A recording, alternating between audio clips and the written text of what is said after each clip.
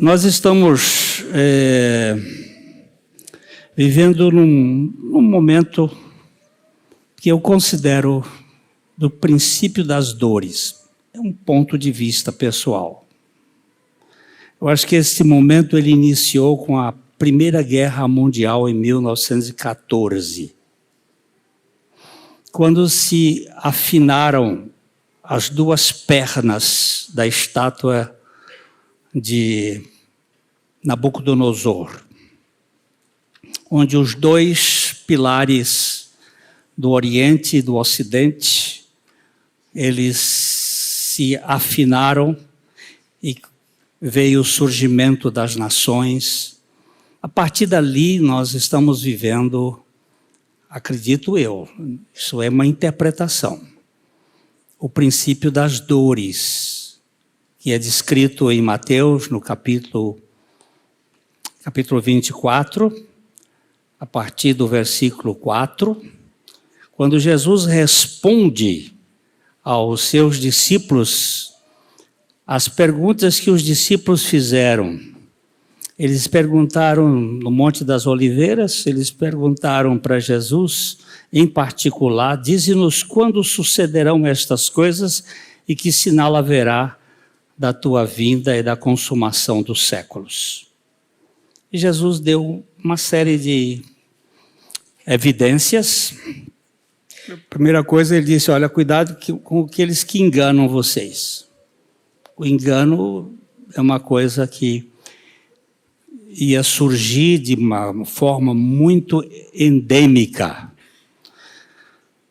Depois ele vai dizendo algumas coisas que a acurácia científica veio a constatar, que são os terremotos, as fomes, as guerras. Sempre houve, mas não com tanta concentração como nesses últimos 100 e poucos anos. E esse tempo é um tempo realmente muito complicado. O próprio Senhor Jesus, quando estava saindo daqui da terra, ele estava conversando com os seus discípulos ali e disse assim, olha, no mundo vocês vão ter tribulações, turbulências, mas não desanime, eu venci o mundo. Eu fazia anos que eu não via um filme em televisão, acho que pelo menos uns 10 anos. Eu estou me desapegando de televisão já há um tempo e o último filme que eu vi foi O Som da Liberdade no cinema. Eu fui até com alguns irmãos aqui, que é um filme bem interessante. Mas sexta-feira eu fui com meu filho, estava aqui, ele disse, pai, vamos ver esse filme, é pesado. Vamos ver esse filme? E eu fui ver o filme A Sociedade da Neve. Eu estava saindo da lua de mel da Argentina, quando houve este acontecimento. Um avião que saiu do Uruguai rumo a Chile, com um time de rugby da Old Christian Club. Eram 45 tripulantes. Tripulação de piloto e copiloto, mais 3 e 40 jogadores e parentes. Eles iniciaram o voo lá no Uruguai. Tempo ruim, eles pousaram em Mendonça e no outro dia eles foram para o Chile. E o avião cai nas cordilheiras dos Andes no dia 13 de outubro de 72. Eram 45, 12 morreram na hora e 17 morreram ao longo do período de 72 dias. Numa localidade onde não tem nenhum animal para se comer. Onde não tinha água para beber. Muita neve. Aí tinha que fazer. Eles tinham alguma coisa. E fizeram um chá de cigarro. E comeram o que tinha de bolacha por uns dias. E ali eles foram se mantendo. E alguns deles foram morrendo, até que entraram numa luta para como sobreviver sem proteína. Os corpos estavam ali submersos no gelo.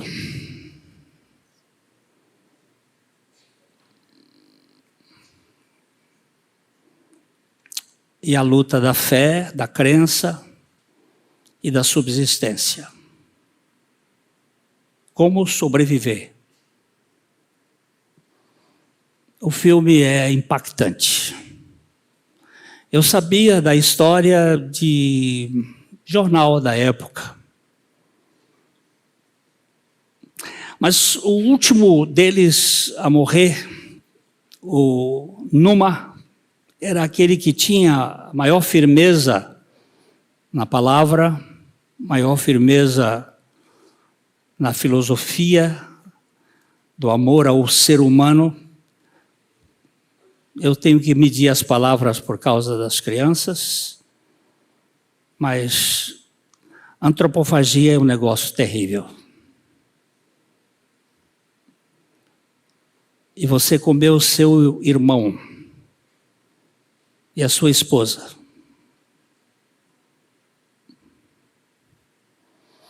Mas quando Numa lutou muito até que ele teve que se render ao fato, porque são 72 dias.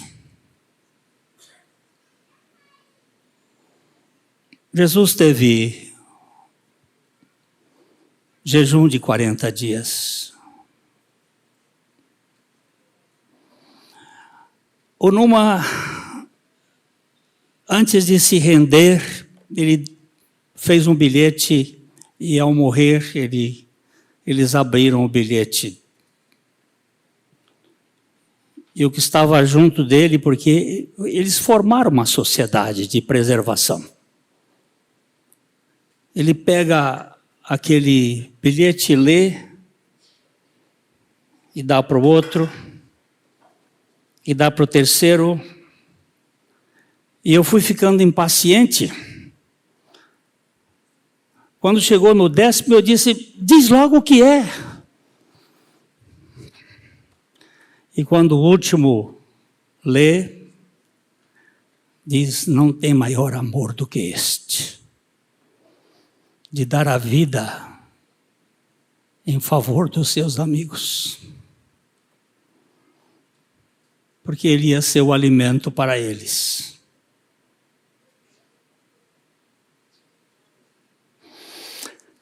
Aquilo me impactou demais. Porque ele me fala do Senhor Jesus, ali no final, quando ele está fazendo o levantamento do seu ministério, e ele diz, ninguém tem maior amor do que este,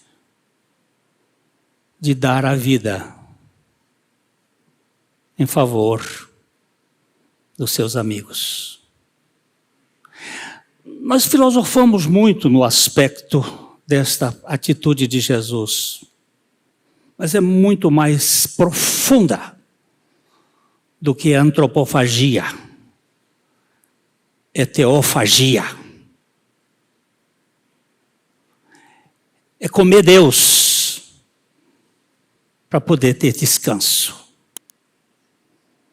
Para sair desta rotina caída de um mundo em desordem e ter perspectiva da realidade eterna.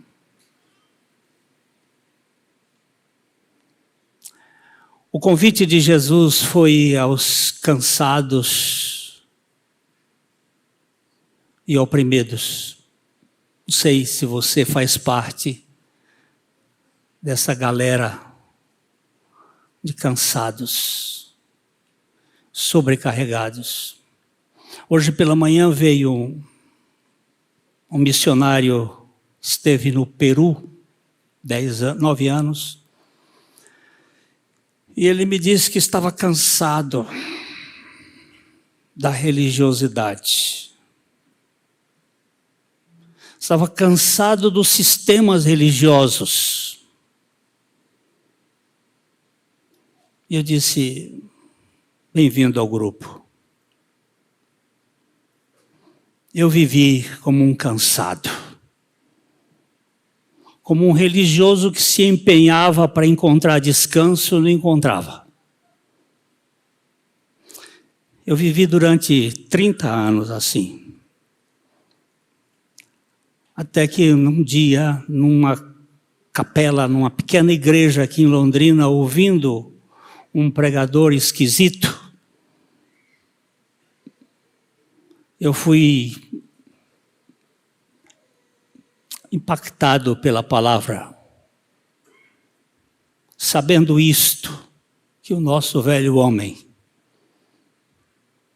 foi com ele crucificado, para que o corpo do pecado seja desfeito, destruído, fosse mandado embora, a fim de não servirmos ao pecado como escravos. Porque quem morreu, justificado está do pecado.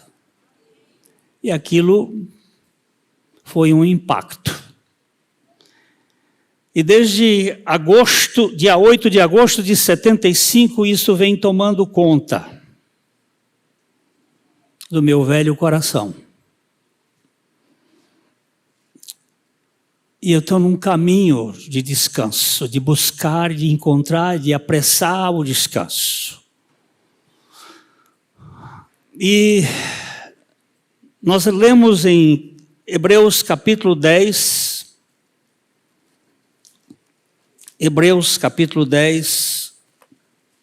capítulo 4, versículo 10, Hebreus 4. Agora vocês estão privados do texto no telão, e telão de ter uma Bíblia na mão para poder ver o texto. Nós vamos aqui agora tentar ver se isto realmente vai ajudar. Capítulo 4 de Hebreus 4:10, esforcemo-nos, pois para entrar naquele descanso,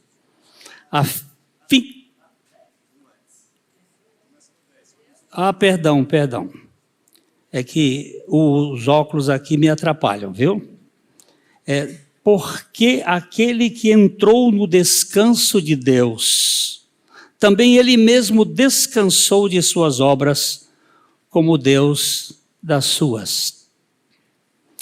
Esforcemo-nos, pois, para entrar naquele descanso, a fim de que ninguém caia, segundo o mesmo exemplo de desobediência. Porque a palavra de Deus é viva e eficaz e mais cortante do que qualquer espada de 2 gumes e penetra até ao ponto de dividir alma e espírito, juntas e medulas, e é apta para discernir os pensamentos e propósitos do coração. E não há criatura que não seja manifesta na sua presença. Pelo contrário, todas as coisas estão descobertas e patentes aos olhos daquele a quem temos de prestar contas. Paizinho, é tão sério a tua palavra que só o teu Espírito pode explicar. Então trata conosco, fala conosco, edifica a tua igreja, salva os teus eleitos e alegra os nossos corações. Em nome de Jesus, amém. Um dos assuntos mais vitais para a vida cristã é o descanso no Senhor. A velha dispensação, você trabalhava 6 dias e o descanso era no 7º. A nova dispensação muda. O descanso começa no princípio. Primeiro você é aposentado e descansa, depois você trabalha. Essa mudança de paradigma é fundamental. Muitos de nós entramos na igreja, mas ainda não entramos no descanso do Senhor. Somos agitados, vivemos ansiosos, preocupados. Hoje, o mundo é considerado de a sociedade da tarja preta. Na tentativa de amenizar a ansiedade, os ansiolíticos são os mais vendidos remédios no mundo. Porque nós somos uma raça que não tem descanso. Nós estamos agitados, nós estamos ansiosos. Os fármacos são o 4º setor que mais cresce no mundo. Em primeiro lugar são os delivery. Segundo lugar, o petróleo. O terceiro é o financeiro. O 4º é a droga legalizada.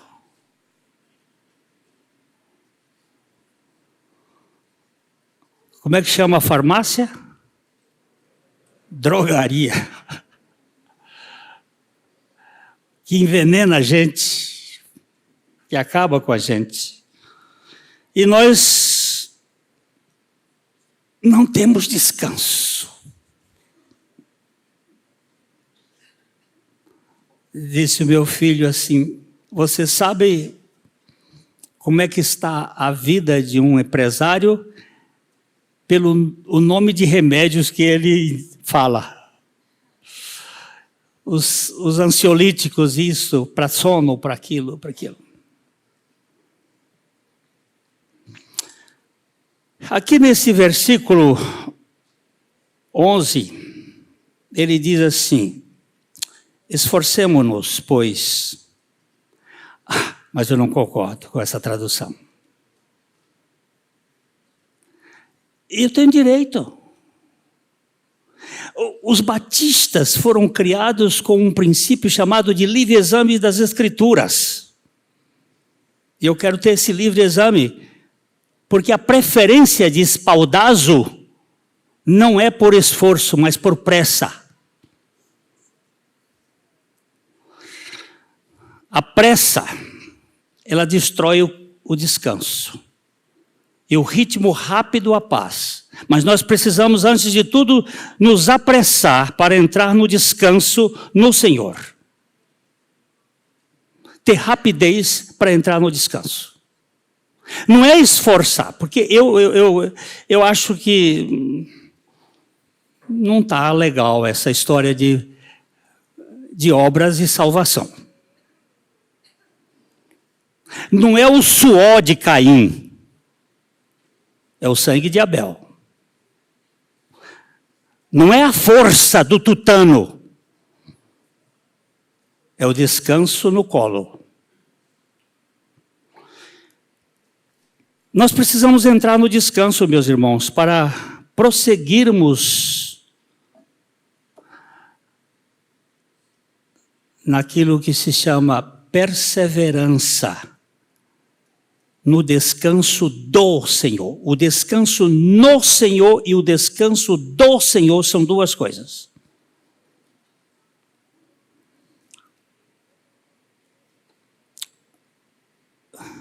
Deixa eu ver se eu acho aqui. Vocês têm um pouquinho de paciência.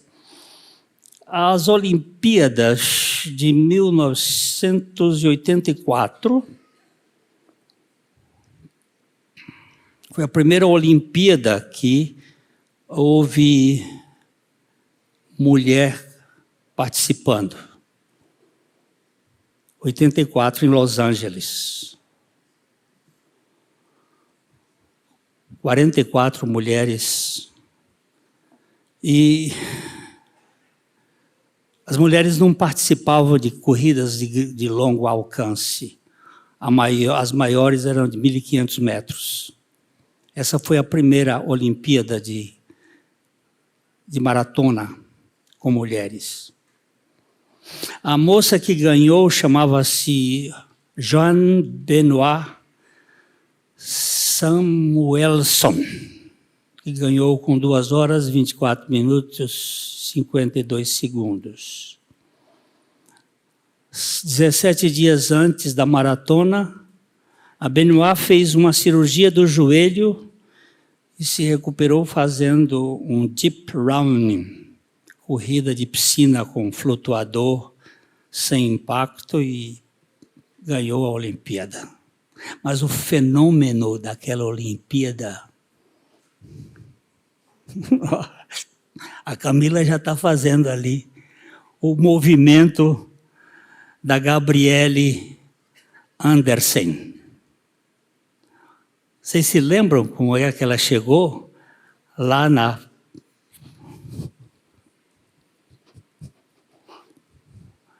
Ela chegou toda caquética, com cãibras, porque naquela época você só podia ter 4 postos de abastecimento de água. E o último ela saltou, na pressa. Então ela teve uma desidratação brutal, 30 graus, e ela chegou... Os 200 metros finais, ela parecia que estava se desmanchando. E quando o médico chega próximo dela, eu fui ver de novo a cena, o médico chega perto dela, ela faz assim, porque ela tinha um objetivo. Eu não podia ser desqualificada. Quando o autor diz aqui sobre essa pressa para entrar no descanso, isso me chama muita atenção.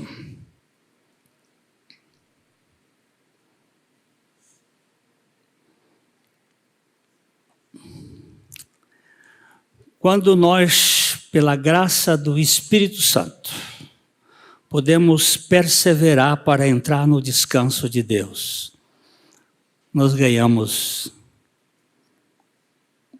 o maior prêmio da nossa vida. Você sabe, eu vou dizer assim, ele é maior do que a salvação. Porque salvação sem descanso é uma tortura. Se é que existe. Vamos dar uma olhadinha no versículo 10 outra vez aqui. Porque aquele que entrou no descanso de Deus, também ele mesmo descansou de suas obras, como Deus das suas.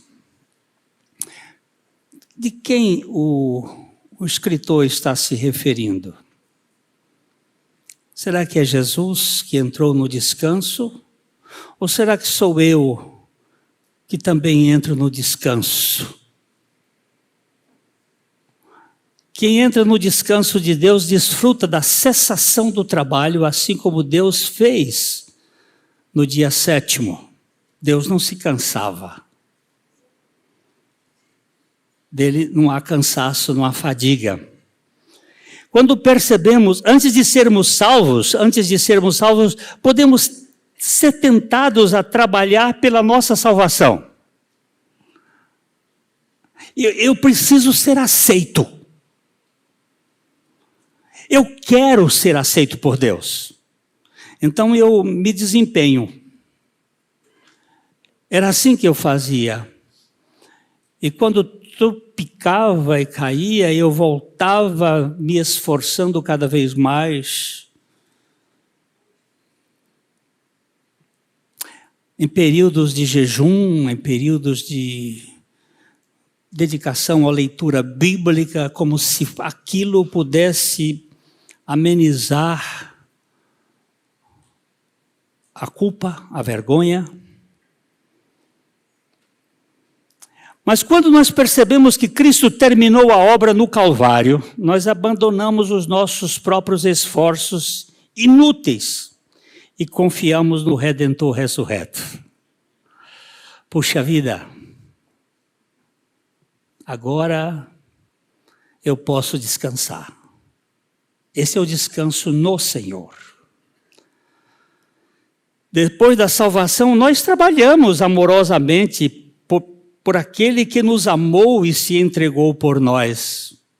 Mas nós não trabalhamos para conquistar a salvação. Eu sempre gosto de contar essa história, que é uma história bem interessante. Um jovem efebo, lindo, aqueles figuras de 16, 17 anos de idade, cobiçado pelos pedófilos. Estava sendo exposto numa feira em Roma.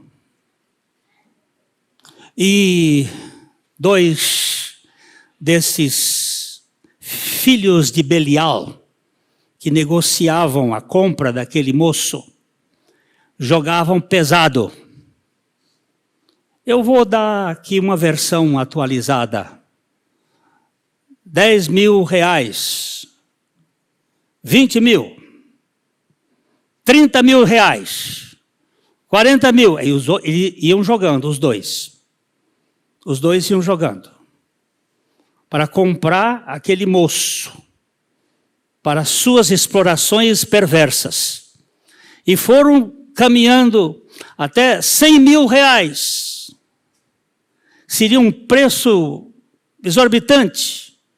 Quem dá mais? Aí o cara lá, outro disse, dou 200 mil. O outro parou a boca. Aí lá no meio disse, 500 mil. Isso é uma versão. Estou dando aqui, isso era em denários e... Quem dá mais? Ninguém? Pá! 500 mil, está vendido. Senhor, em que nome eu ponho na escritura? Qual é o seu nome, meu filho? Patrício. Ponha no nome dele. Mas se puser no nome dele, ele será livre. Mas eu comprei para ele ser livre.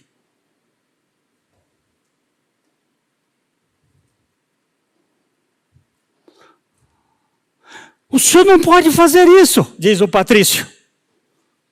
O senhor gastou uma fortuna. Deixa que eu vou lhe servir. Não, você está livre. Mas eu posso te servir de coração? Ah, de coração você pode. Mas você é livre. É isso que Jesus fez. Ele me tirou do império das trevas, de Satanás, me libertou, e agora eu o sirvo com prazer, com alegria, não por obrigação, não por dever.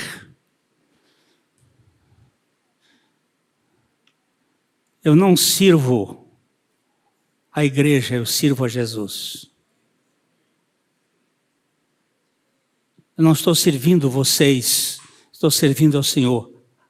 Agora, porque vocês são dele, nós estamos juntos. Isso faz toda a diferença. Aqui nesse mundo, nós podemos ficar cansados no trabalho. Mas nós não ficamos cansados dele. Às vezes a gente fica mais cansado.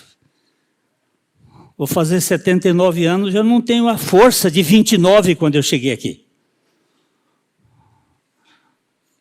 Preciso agora aliviar um pouco mais, mas cada dia mais eu fico com prazer por ele, não estou cansado dele, ele é tudo.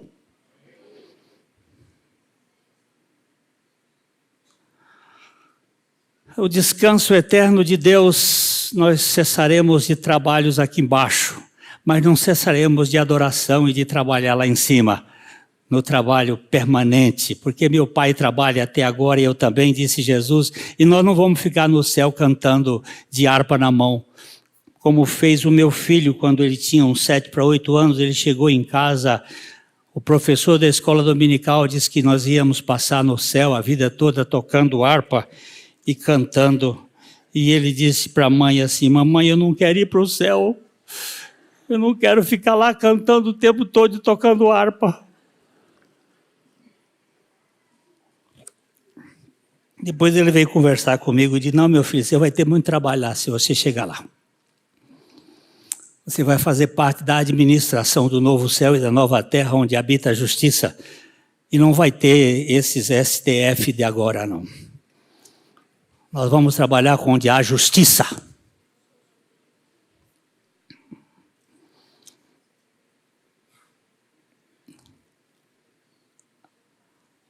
O verso 11, vamos dar uma lida no verso 11.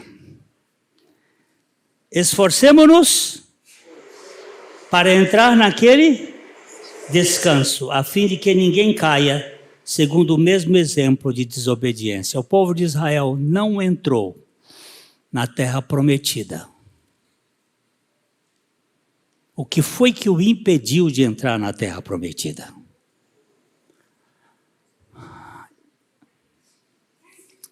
Esse versículo diz sobre diligência, sobre pressa. Eu vou dar só umas coisinhas, a gente está tão ocupado, gente, com tanta coisa que não tem sentido na vida da gente. Quanto tempo a gente gasta vendo o que não dá significado?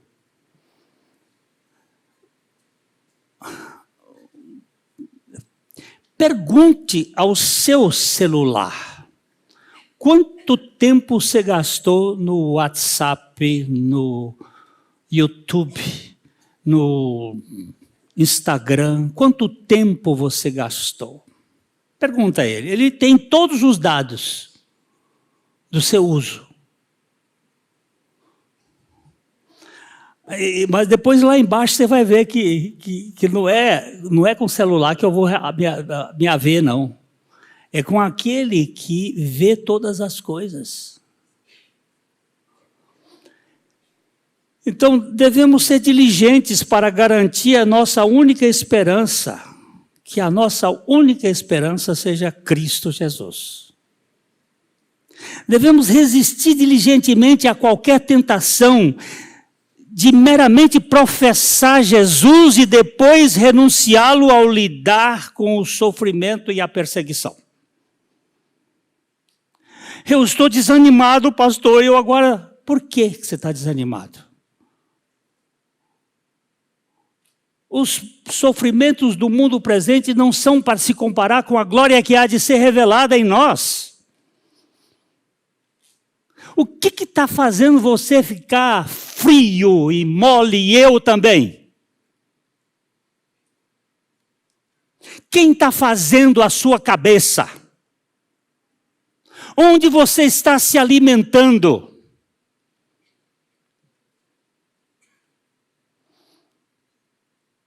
Provérbios 23, 7, Vamos ver o que aqui diz aí. Vamos ver alguém para ler esse texto, Provérbios 23, 7.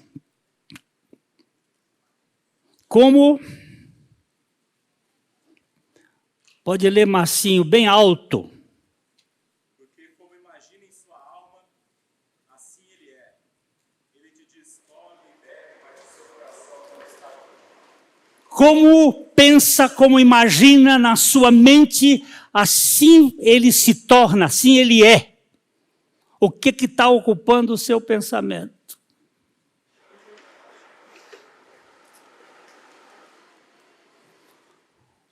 Onde você e eu estamos gastando tempo em leitura, em meditação, em ver filmes mesmo, mas que seja alguma coisa que realmente fale conosco.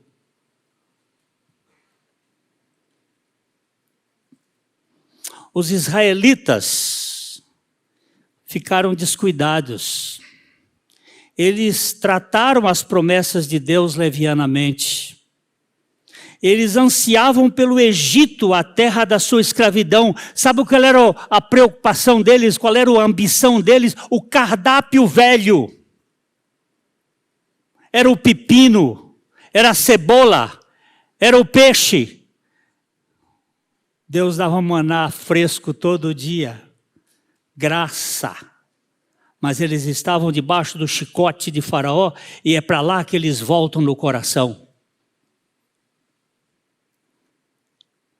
Eles não foram diligentes em apropriar-se das promessas de Deus pela fé. Como resultado, eles nunca chegaram em Canaã.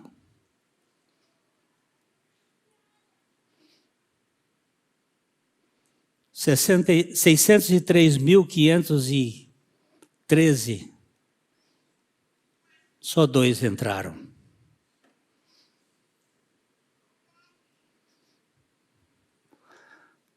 Moisés foi o pastor que mais fez velório na vida.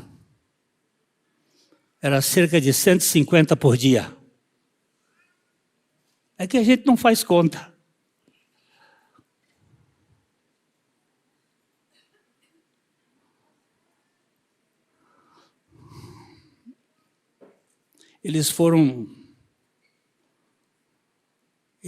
Como resultado, eles nunca chegaram em Canaã e deveriam ser avisados.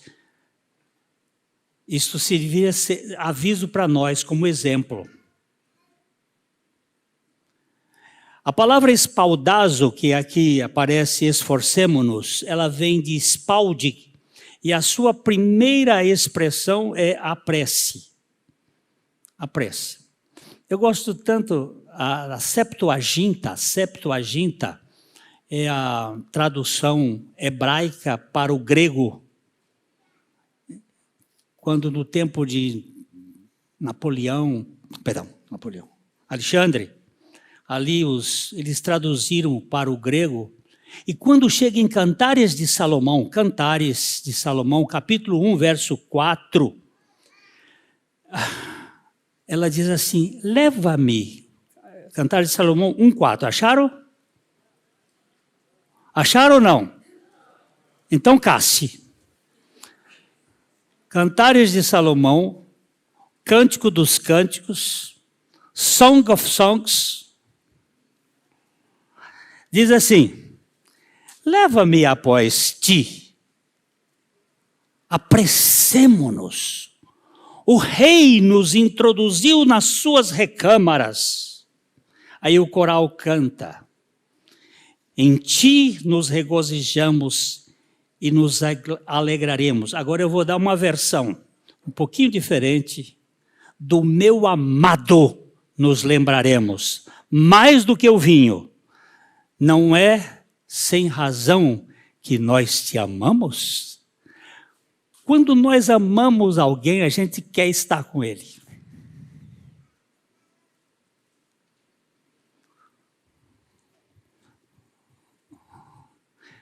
Quando eu namorava a Carmita,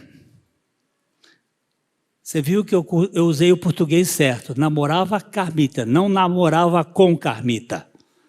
Muita gente diz, eu namoro com fulano. Você não namora com, você namora fulano. O verbo namorar não pode... Eu estou corrigindo porque estou vendo muita gente falando português errado aqui na igreja. Era uma tragédia quando eu tinha que ir para o seminário e levar uma semana para voltar. Ou semana comprida. Porque eu queria estar perto dela. Você tem esse espaldazo pelo Senhor? Você tem essa pressa por Ele? Esse desejo? Ele diz, apressemos-nos no imperativo, para dar uma ideia assim, mexa-se nesse sentido de desejá-lo mais do que você pode sopitar. Sopitar é sepultar. Você tem que desejar. Leva-me após ti. Então eu tenho lembrança do meu amado.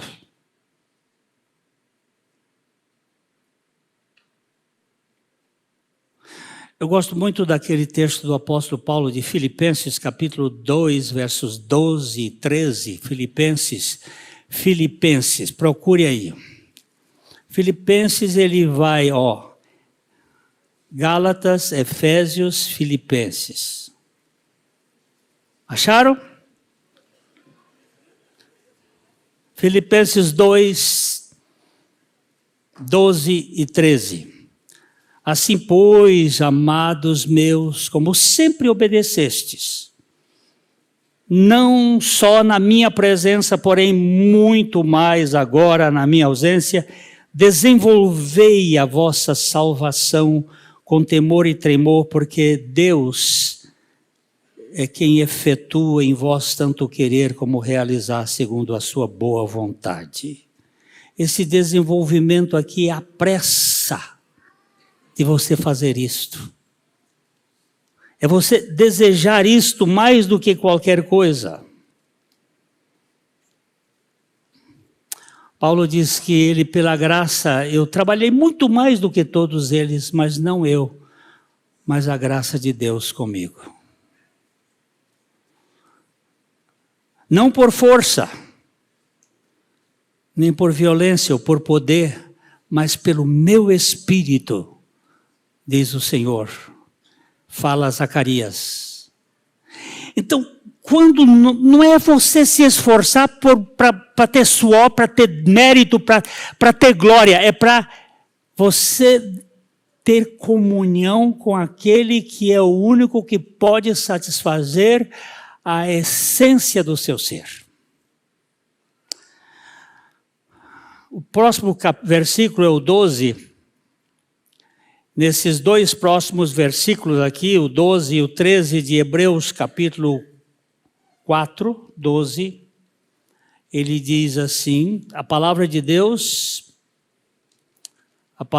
porque a palavra de Deus é viva, e é eficaz, e é mais cortante do que qualquer espada de dois gumes, e penetra até ao ponto de dividir alma e espírito, juntas e medulas, e é apta para discernir os pensamentos e propósitos do coração. Olha só. Detectado pela palavra de Deus. Por que muita gente não lê a palavra? Porque ela vai mexer com a gente. Ela vai mostrar quem nós somos. Ela vai dar o diagnóstico. Ela vai fazer o raio-x. Então eu fujo. A palavra de Deus, ela é viva. Ela é eficiente, ela é penetrante, ela é perfurante, ela aprofunda, É aqui um dos textos que vai ajudar a gente a entender que alma e espírito parece que não são a mesma coisa. Porque é a palavra que separa a psique do pneuma. E faz com que o externo tenha os efeitos do interno. A medula, as juntas e as medulas. O exterior e o interior. O extrínseco e o intrínseco. A palavra de Deus faz isso. Tem dia que eu começo a ler a Bíblia e eu digo, não. Porque ela vai lá na ferida. Aí eu disse, sara, Senhor.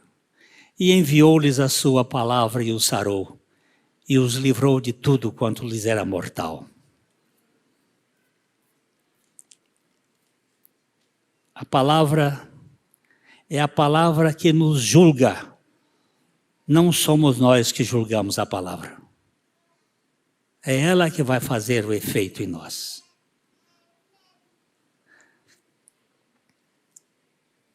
Versículo 13, então a primeira questão é que a palavra, ela detecta o que está em nós. A segunda coisa é o versículo 13. O que é que diz o versículo 13? E não há criatura que não seja manifesta na sua presença.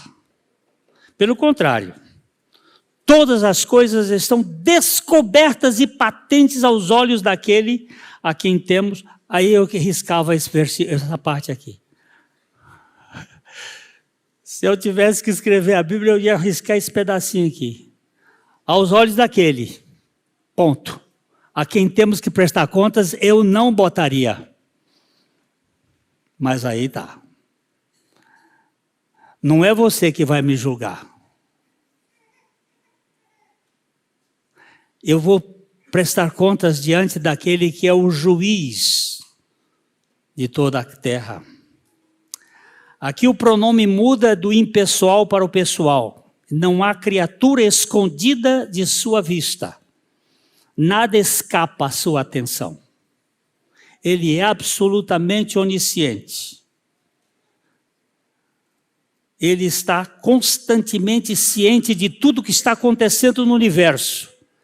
É claro que o ponto importante aqui no contexto é que ele está olhando a fé real daquela que é um simulacro, como é que eu vou dizer, um tipo, uma figura, mas não é a realidade.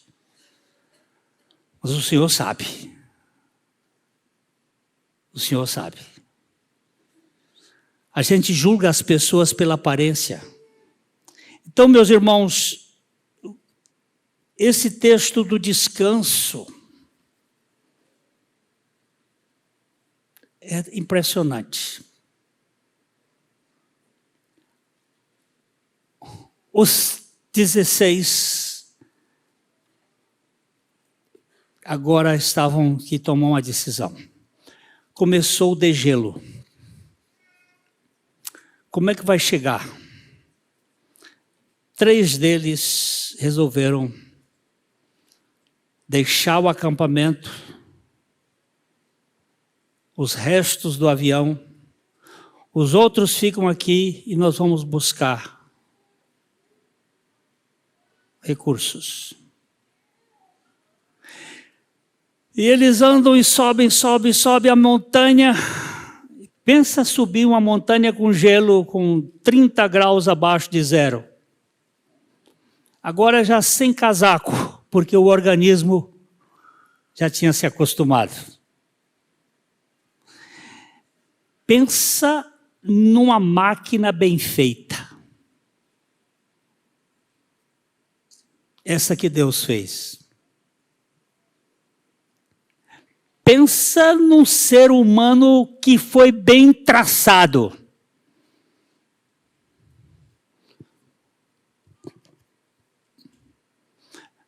Aqui eu não estou vendo quase nada, mas daqui 5 minutos eu já começo a melhorar a visão. Porque eu estou vendo você mexendo lá, parece até uma lagartixa. Mas esse negócio aqui é muito bem feito. Mas quando eles chegaram no topo da montanha, eles olharam, tinha uma montanha maior.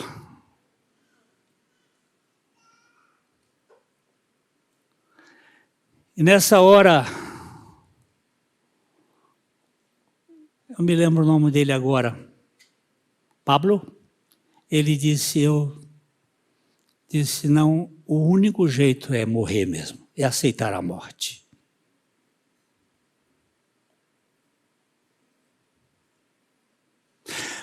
Mas nós vamos continuar. Um voltou e 2 foram. E depois de 10 dias,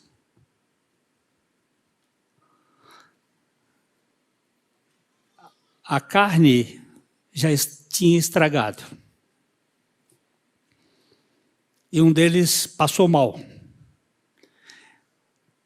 Mas chegaram num lugar onde tinha água, eles foram beber. E enquanto eles estavam bebendo e também soltando, apareceu lá do outro lado um homem montado num cavalo. Pensa na alegria daqueles dois. Aí veio a comunicação e o resto é só boniteza, é só o feliz. Mas o que eu queria deixar para vocês é o seguinte, até que o cavaleiro chegue, nós temos que estar no descanso. Porque as lutas deste mundo são grandes. E não vão diminuir. Eu não estou sendo pessimista, eu estou sendo realista. Mas aquele que espera no Senhor, ele é como um monte de Sião, que não se abala, mas permanece firme para sempre. Que Deus nos conceda o privilégio de mantermos firmes. Eu faço agora só umas perguntas. Você tem certeza do seu novo nascimento? Que bom, né? Você crê na sua morte e ressurreição com Cristo? Amém, amém. Você se percebe aceito em Cristo e descansa em sua pessoa e obra?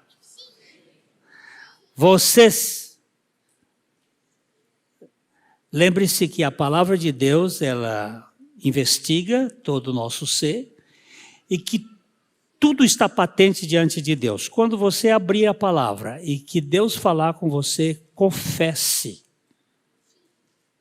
a realidade, não finja.